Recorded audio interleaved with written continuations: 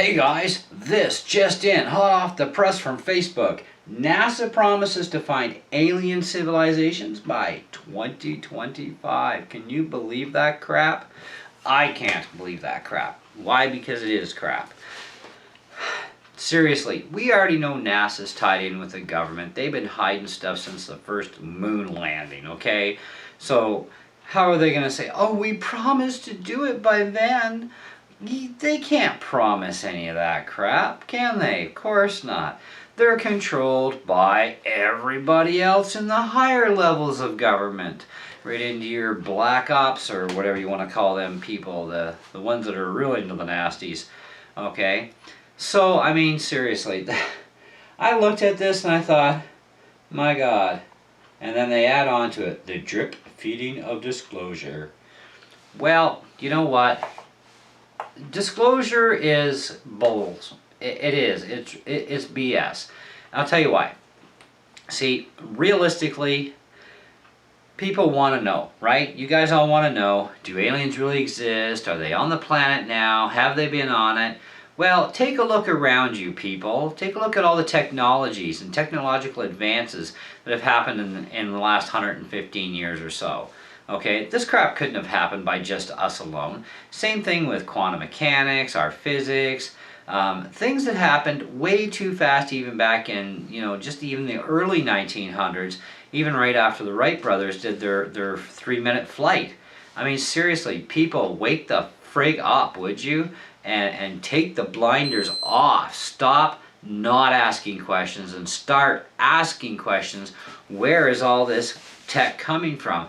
Don't assume it's just us, because you know what? If you're to keep assuming that, then you're not any better than these Christians who say there's no planets out there and that our planet's flat. I mean, you really got to start asking the right questions, okay? And demanding the answers more so. But all the paperwork that they disclose to us is not going to mean spit. I mean, there is a lot of footage up on the internet, video footage of real UFOs, real aliens on this planet, okay? And there's a lot of it up there that is bogus, but there's so much bogus stuff up there that it melds in so much with the real stuff, right? That you cannot tell the difference, what's real, what's not, okay? And when you start looking at our space program and how fast that got going in the very early 1900s, how did they know to send those guys up? How did they know what speed they needed to break velocity to escape Earth's gravitational pull? How did they get a guidance system up and going to get to the moon and back in one piece? How did they know about the breathing apparatuses and the types of suits they're going to need in order to withstand the cosmic rays out there, which they are not protected by when they're on the moon? How did they know all this stuff even way back then? And then you start looking at all the technological advances that have happened for us even since the Roswell crash. Yes, I'm saying Roswell crash. I'm not saying Roswell crash with a weather balloon. I'm saying Roswell crash with the alien UFO that also contained, yes, some dead bodies and yes, some live ones. And believe me, people, you do not need all those trucks to haul out a weather balloon that fits in the front seat of your freaking car. So, that was the Army screw-up. It's probably their worst one ever, and that's why Roswell has been the center of attention for so many decades, is because that was the worst blunder the U.S. military ever made. I mean, those guys have to be absolute retards if they think anybody's going to believe that bogus cover story, right? But, a lot of people, they'll believe anything they're told, which is true. I mean, there are people like that. But there's the majority of us that really don't believe any of that horse crap that they tried and put out, because we know better, right? We understand. We know the technology. We know how the human brain works. We know how smart people were back then, on average, and above the average level, right? And seriously, by ourselves, we could not do or accomplish what we have up until this point without the help of extraterrestrials. Okay, and I don't care what you want to believe or what you want to say. You can call me crazy, nuts, whatever. I really could care less. But facts are facts, and that's just the way it goes. And it's kind of like people saying, well, that we've been on the planet for over 200,000 years already, humans. I don't believe that for 1 second. I'd say it's like far, far, far, far, far, far less time than that. Okay? But there's a lot of things that you can say, and it makes sense. It's kind of like proving it. You cannot prove to me that there are aliens. You cannot prove to me that there are not.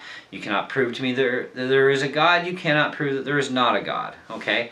And so when you start looking at this UFO disclosure stuff that everybody's been bitching for, all you're getting is a bunch of paperwork that probably a lot of it still has got blanks in it, because they're not going to tell you everything anyway, right? But even if it doesn't have blanked out stuff, it's paperwork. It means squat.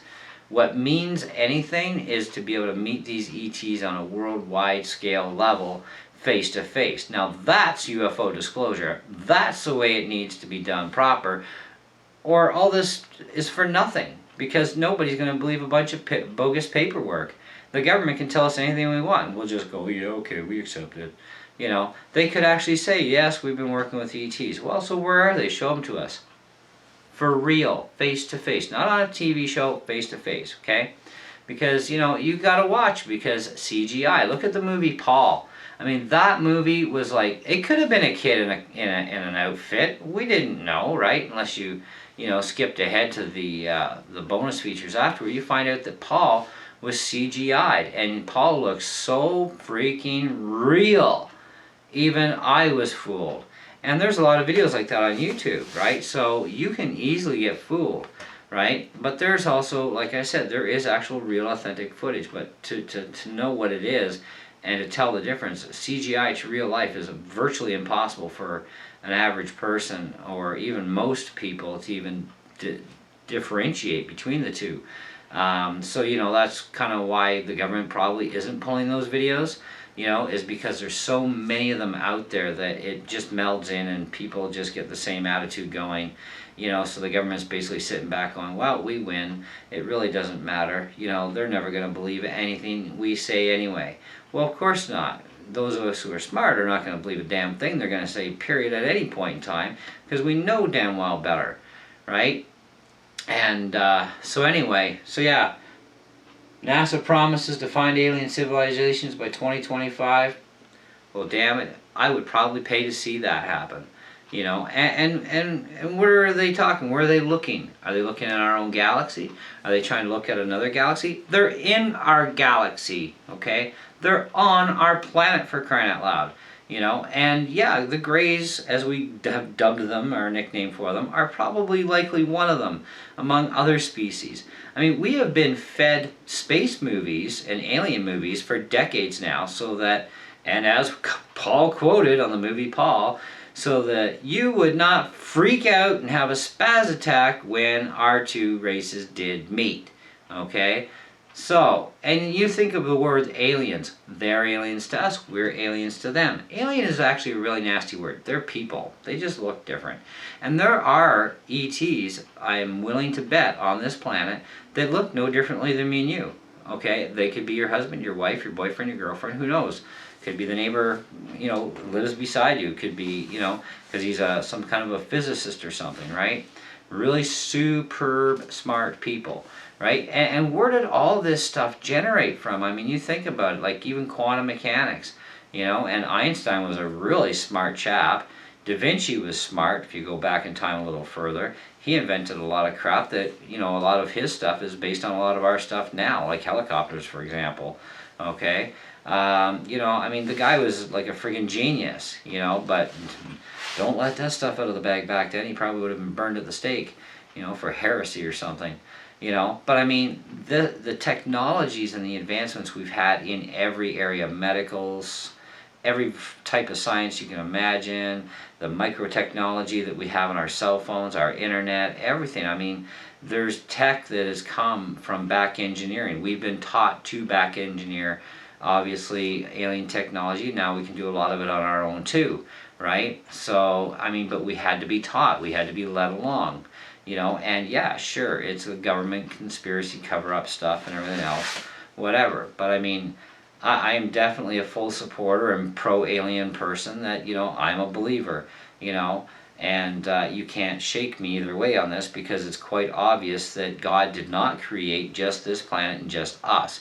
Obviously, we have other planets in our solar system. We have billions of planets in our own galaxy that can easily sustain our life and other life forms. Our governments, so-called, and researchers have been looking for life on planets like ours that can sustain life, because they think that if it can't sustain our life, it can't sustain any life. They're frickin' morons and idiots for even suggesting that idea with thought to entertain to tell us that, because they're full of it. You know, not every alien species is going to be able to live in our atmosphere and breathe in our atmosphere. That's why when we go to the moon, there's no atmosphere, period. We can't live there, but some form of microbial life certainly could. And you could live on the moon in buildings, okay? And there's a conspiracy about that thing going on too, right? But you could never live on the surface of the moon without a special suit and a breathing apparatus. And you only get so long to use that breathing apparatus. It's kind of like a scuba tank, right? Type of thing. You can only breathe underwater for so long. You better get the hell out of there. You're going to suffocate and die, right? So, you know, even in the lunar lander modules or whatever the hell they're using now to land on the moon with, I mean, even those have a certain amount of life support system. Mind you, those systems have been increased exponentially since, you know, when they first started it. You know, because tech has advanced that far, right? And it's like the first cell phones. That goes back to the early 1900s when they started getting the first cell phones going, you know, and they used them on trains. The guy who invented the cell phone actually almost got sued, but they dropped the charges against him. Then it got picked up by, I think it was the Germans or somebody, and they started using the cell phone stuff on trains. And then later into the 40s, it came into cars, automobiles, and of course only the elite could get those things, right? And because of the expense. And then the military, you know, 40s, 50s time period. And then we get cell phones for personal use, you know, into the 80s and 90s type of deal, right? So I mean, come on. I mean, the tech has been around for so friggin' long, you know, and a lot of it's been so hidden, you know. It's crazy. And when they get bored with a piece of tech, then they give it to us, and then they find new tech that's even more funkier and cool. They'll play with that for a while before letting us have it, because then they get better and better stuff themselves. It's just a monotonous game. So if you want to believe alien disclosure is going to happen, well, you can basically forget it, because that paperwork means squat. The only thing that means anything even to me, you know, if I'm going to look at it from a skeptical side, would be I want to see a spaceship over my house. Or I want to see one land in my yard and some, you know, ETs come out of it and, you know, introduce themselves and say hi, and we shoot the crap and whatever. You know, that is believable, that is real, that is truth and honesty there. And that's the way it needs to be disclosed, not a bunch of paperwork that means absolutely nothing. Because all the paperwork in the world that even Hangar 1 has, you know, if you watch that Hangar 1 MUFON show, right? So everything MUFON even has means absolutely squat, because it's not actual evidence to prove anything other than that they have documents. To me, that is not proof, okay? And to me, what those people have provided to them is not viable, solid, irrefutable proof, right?